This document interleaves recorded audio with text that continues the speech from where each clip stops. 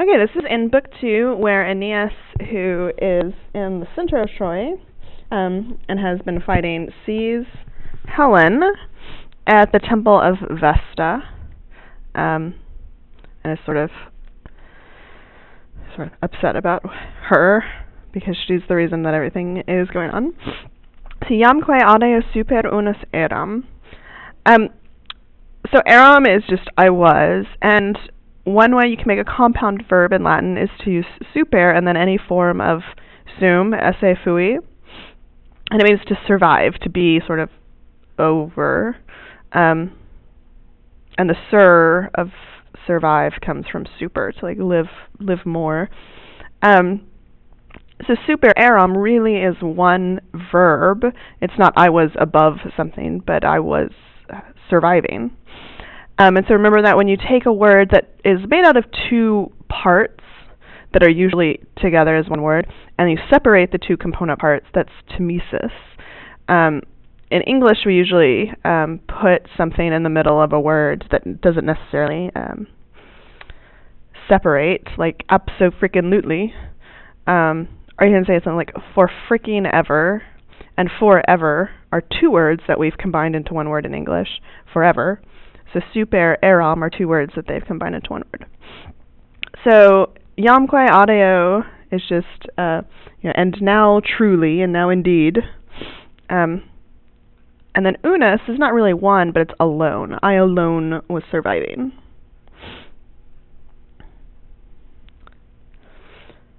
So remember, he saw his friends who they had all gone into the city to fight. They were so despondent, so injured that they were just throwing themselves to the ground and throwing themselves in the fire. Pretty terrible. Cum limina vestae servantem et tacitam secreta in sede latentem tindarida aspicio. So the cum here, because it's followed by an accusative limina, that's neuter, accusative plural. We know it's not with, so here we have cum to mean when. It's not with a subjunctive. Aspicio is our verb, and that's okay. We just say when I. So I alone was surviving. When I saw. Now there's a lot of stuff that's going on in this sentence. One thing is that Tindarida means the daughter of Tindarius. It's called a patronymic when you describe someone by who their father was, like their father's name. So the daughter of Tindarius is Helen, and it looks like it could be nominative, feminine, or it could be a neuter plural, but it's a Greek accusative, because we're using sort of Greek words. So Tindarida and servantem and tacitam and latentem all have the same ending, even though they don't look like they do. They're all accusatives. So when I saw, you can just say Helen for Tindarida, or you say daughter of Tindarius.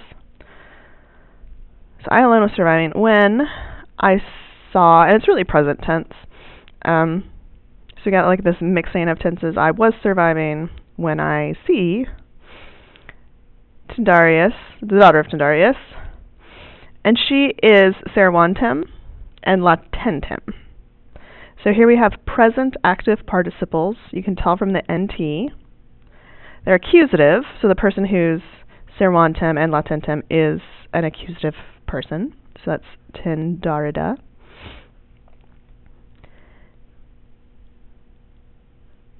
And servantem, people get confused because they think servo servare is to serve because it looks so much like slave. But servare is where we get preserve and conserve. It means to save. And here, to save may not really work very well. So I looked up in the back of the book, and one of the things it said was guarding. So I picked that because that makes more sense for limina vestae. A lemon, L-I-M-E-N, is a threshold. And we get subliminal from that, or like preliminaries before the threshold. And it's plural, because there was lemen, lemenis, and the plural is lemina. And then Vestae is Vesta, the goddess of the hearth. So guarding the thresholds of Vesta. Vesta, in her temple, she had a flame that was guarded by these people called Vestal Virgins, who are kind of like nuns. And the tradition was that as long as the fire burned, Rome would be safe. And if the fire burnt out or something happened to it and it was extinguished, then Rome would fall. And so these Vestal Virgins had a very important job to keep the fire burning. And so we get this little idea here that not only does Rome have a temple of Vesta, but so did Troy. So it kind of connects two cities. Whenever the Romans would send out a colony, they would take some of the fire of Vesta with them. So it's like the Olympic torch. So guarding the thresholds of Vesta, et tacitam secreta in sede latentem. So lateo latere means to hide. We get latent from it, like latent genes or latent talents. And tacitam is just another word that describes Helen. So hiding silent in a secret place. And remember, we've seen sede a lot before. Sede really means seat, but it just really means any place where people can, like, stop. So you can just say place for sede. Yeah. So guarding the thresholds and hiding silent in a secret place. So she's sort of hidden away in the temple. She's hiding, basically. Okay. Dant clara incendia lucem eranti passem quae oculus percuncta ferenti. So there's a typo in our version. It shouldn't be claram. According to the book, it should be clara. So clara goes with incendia instead of claram going with lucem. Incendia is our subject. It's neuter plural. And then clara can mean famous, distinguished, but it can also mean bright. So if it's a clara person, you'd probably say famous, but if it's incendia, which are flames, here's a blaze conflagration, then we'll just say bright. So it's plural, so bright blazes, and they daunt lucem, they give light. So she's hiding, but this is how Aeneas is able to see her. They've got flames going on in this temple, which is an appropriate temple for there to be fire. Eranti passem quae oculos percuncta ferenti. Here Aeneas sort of shows how panicked he is and how he's looking around everywhere.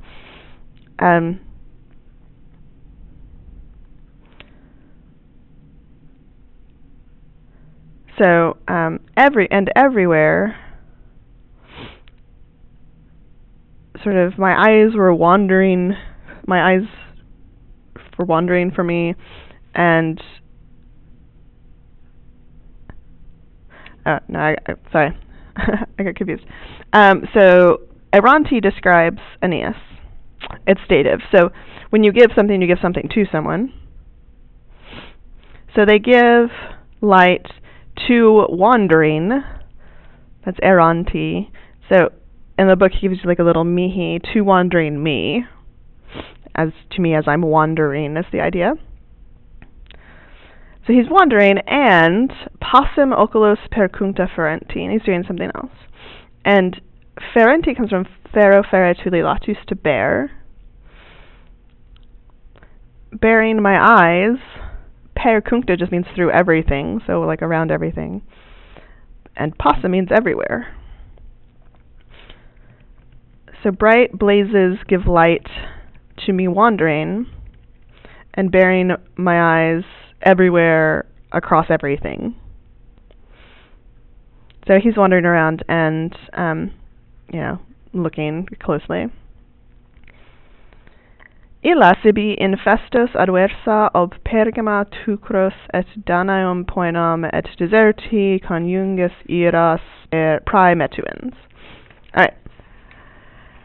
So this whole part doesn't really have a verb, because it's just the first part of the sentence, like the introductory part. But primetuens, so that's ns, is a present active participle, and that's what we're going to take with illa. And so illa is our subject, primetuens is what she's doing, and all the stuff in between we'll have to figure out as the rest of the sentence. So metuo, metuere means to fear. We get meticulous. If you're meticulous about something, you're sort of fearful that you'll make a mistake. And then primetuens means to fear something before it happens, which is usually kind of like you're foreseeing something's going to happen and you're afraid.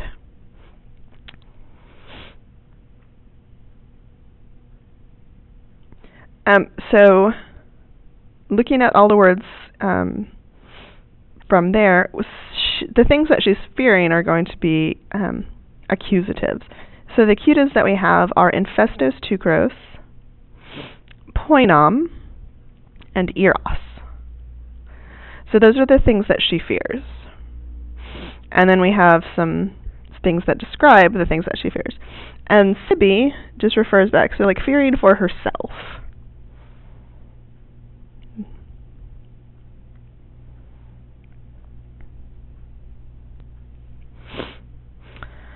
So the first thing that she fears are infestos tukros. Infestos means hostile, so the hostile Trojans.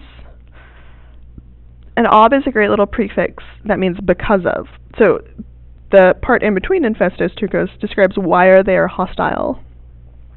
Pergama is just another word for Troy, Pergamum. And aversa is a participle, so you just say like overturned, or the book says destroyed.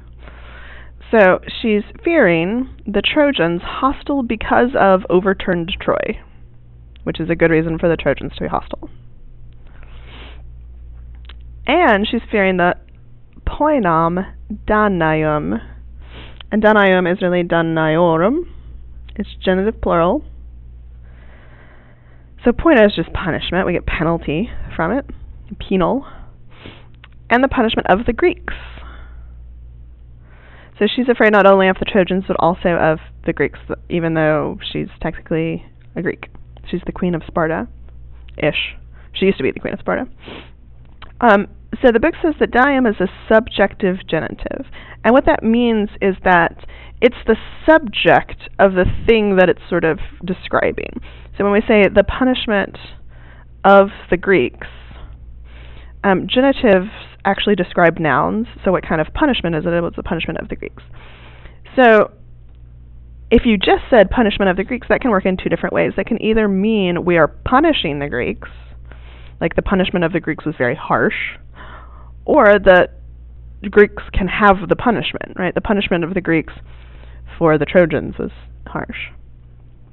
And so when we say subjective genitive, that just means it's the subject, it's the thing that has the punishment. It's not the thing that's receiving the punishment. So if it were the other way around, it would be objective genitive. So when you read this, you don't think like the punishment of the Greeks. She's fearing that the Greeks are going to get punished. No, she's afraid that the Greeks are going to punish her. So it's sort of like the subject of the punishment. And that's all subjective genitive means. So the hostile Trojans, the punishment of the Greeks, and then eros is the accusative, and then deserti conjungus is genitive. And the anger, and it's plural here, it's kind of poetic plural, I'd say, of the deserted husband. Which is, her husband is Menelaus, who is the king of Sparta. Menelaus is the brother of Agamemnon. Agamemnon's the king of everybody. And depending on the story you read, either Paris came and stole Helen, or Helen decided to go with him. She was influenced by the goddess to go with him on her own will. I guess influenced to do something on her own.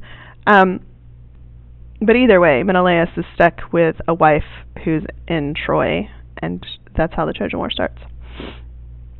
Troiae et patriae communis Erinis. There we go. So here we have a little bit of a positive to describe Helen. And the book, you can see in the notes, it has rearranged the word order for you so you can read it more easily. And it puts it right after the word illa. So she, and then translate this part, and then go back and say fearing the stuff. But where's the read from left to right? So you can put it at the end after what you've already got. Communis erinis is nominative, so it's the thing in apposition to illa. And then Troiae et Patriae are genitives. So Erinis is the sort of personification or goddess spirit that is fury, and so we can say curse here. Communis just means mutual. The mutual curse of Troy and her own fatherland. So Helen, who is terrible for everybody, is fearing the Trojans hostile because of destroyed Troy and the punishment of the Greeks and the anger of her deserted husband. So now we're going to actually get the things that she does, because all of that was just based on the participle primituins. So she, fearing those things, does this abdiderat sese atque aris invisa sedebat. So abdiderat is really sort of do, dare, dedi, datus with ab, sort of give yourself away to, and it really means to hide, like to put yourself away, or to put away. And with the sese, it means she hid herself. The tense of abdiderat, we can see it has a perfect stem with the did. That's a reduplication, so like do, dare, dedi. When you repeat the two words, it's part of the perfect stem. And then we have erat, so this is pluperfect. So she, fearing all those things, had hidden herself, like hidden herself away. Atque and aris invisa sedebat. Invisa describes Helen, so it's like and unseen.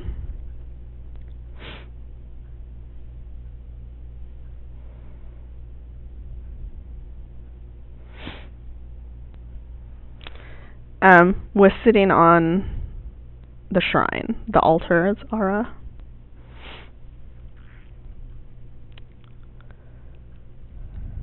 Alright, so that's how he catches sight of her. Exarcere ignes animo. So exarcere is one of those things that looks like it's an infinitive. It's a long E-R-E, which helps us see that it's really erunt. Ardo, ardere, arsi, arsis means to burn. We get arson from it, and ardent, if you have ardent feelings about something passionate. And ignes is our subject. So sort of flames burnt out, or they just burnt, blazed up in animo. And there's this understood in for animo that tells us where they're burning up.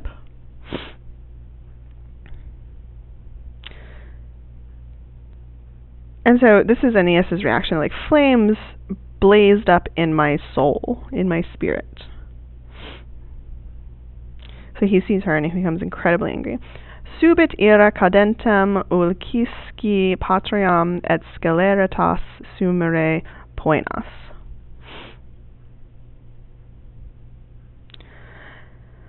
So we've seen sub it a few times. Remember, it means goes, and supa means under, but this means from under, so it sort of comes up, rises up. And ira is our subject, so anger rises up. And then there's some complementary infinitives to ira. Anger to do something, it's like the desire to do something.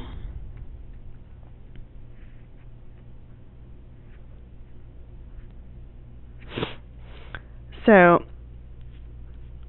cadentem ulcisci patriam is one, and cadentem and patriam are both accusatives and go together. Ulcisci is deponent, so it looks like a passive infinitive with the I, but it's really an active infinitive. Well, it's deponent, so it's translated like an active infinity. So the anger to avenge the falling fatherland or sinking or dying fatherland. Et sceleratas sumere poinas. So sceleratas and poinas go together. And we just saw the word poina, so it's always good to, make sure you're looking and thinking about what words are repeated a lot, like subit, being really aware of the words that you're going to be expected to know. So poina is definitely there. And sceleratas, a scelus sceleris is a crime, and so sceleratas is criminal, wicked. Sumere is like to take up, to exact.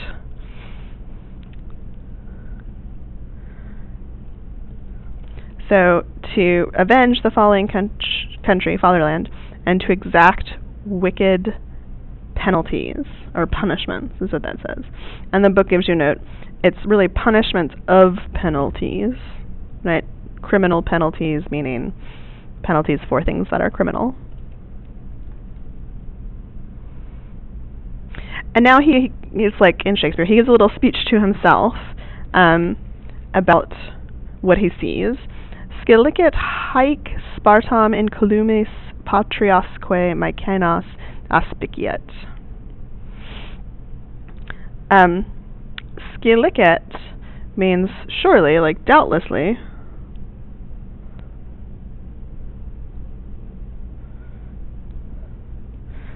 Forsooth, the book says. I don't know if I would say that in my translation. And it's ironic, and he's being kind of sarcastic here. Like, no, it's, doubtless that she's going to do this. Haec and columis go together. They're nominatives, and they're referring back to Helen. So, like, haec, this, and you have to put, like, woman or person, and it's the subject of aspiciet. Patrios and Mycenas go together, kind of like in opposition to each other. And then aspiciet, because that et is a future tense. It's a future third declension. So usually the futures go bo, bis, bit, bimus, bitus, bunt, unless they're third or fourth conjugation. And then they go ace, et, amus, etus, ent. So this is the et part, that's future. So doubtless this woman, in columis, sort of unharmed, will see. And now the accusatives are what she will see. Spartam, so the city Sparta, patriasque Mycenas, and the fatherland Mycenae. So doubtless she's going to get to go home and see all of her home. Partoque ibit regina triumpho. So we have a que, and now ibit is also future. It's got the bo, bis, bit future. Regina is nominative. And then parto and triumpho, that kind of enclose that section, are an ablative absolute. And parto comes from pario, pare, papere, partus, which means to produce or gain. Gain would be better here, but it's related to it's related to the word part, obviously. And in English we have like postpartum or prepartum means birth, and that's still like producing to make something. So with victory having been gained would be your ablative absolute, with triumph having been produced. She will go at ibit as queen. So that's more of a in apposition. So she, as queen, will go.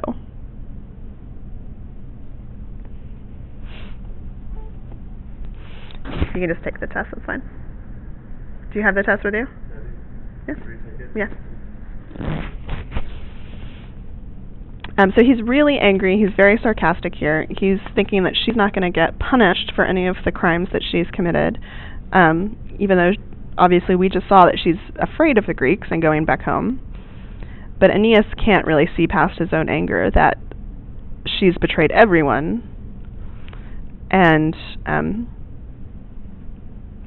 no matter where she is in Troy or in Greece, people are going to be very upset. But he thinks she's just going to get to go home and be happy and be queen again. Conjugium quae domum quae patris natos quae videbit Iliadum turba et frigiis comitata ministris. So we have another future tense at the end of this line, videbit. And then we have a series of accusatives, conjugium, domum, and then natos. Patris is ablative, and it's ablative sort of with natos. So she will see her husband and her home and her children, and then patris, you can say her children with her parents. So she's going to get to see everyone. And Aeneas is very upset, obviously. He is not going to get to see that. His home is being destroyed. He's worried about Creusa and Anchises and Ascanius. He doesn't know if they're alive or not. He doesn't know if his house is burned down. So she's going to get to see all of her family.